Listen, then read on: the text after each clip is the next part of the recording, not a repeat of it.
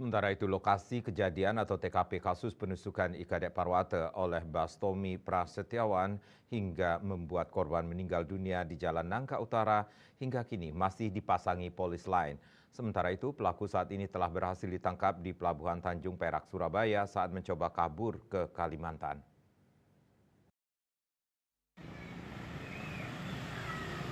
Inilah lokasi kejadian penusukan yang dilakukan oleh tersangka Bastomi Prasetyawan hingga menelan korban jiwa atas nama Ikadek Parwata. Kejadian tersebut terjadi pada Kamis 13 Februari dini hari.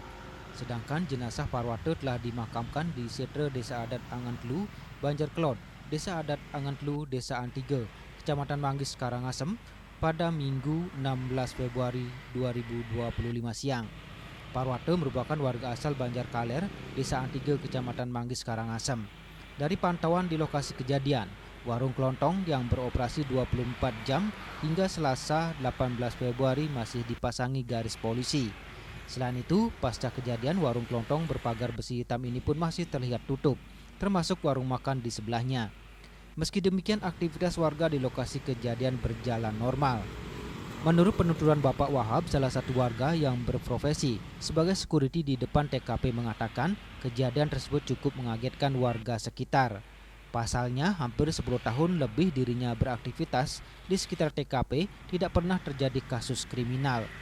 Kabar kejadian penusukan tersebut diketahui Wahab beberapa jam setelah kejadian dari sesama rekan kerja. Petugas polisi pagi itu juga terlihat melakukan penyelidikan di lokasi kejadian. Dirinya berharap kejadian serupa tidak terulang lagi di kemudian hari karena dikhawatirkan akan mengganggu keamanan dan kenyamanan warga. Selain itu, dirinya juga berharap pelaku dapat diadili seadil-adilnya sesuai perbuatan yang dilakukan, apalagi hingga menghilangkan nyawa orang yang tidak bersalah. Sepengetahuan Bapak, setiap harinya di sini situasinya gimana, Pak? Aman, Pak, aman.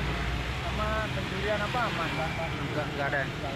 Berarti kejadian ini baru pertama kali ya. Ya, semoga lebih aman lagi. Ya. Lebih aman gimana cara menghadapinya.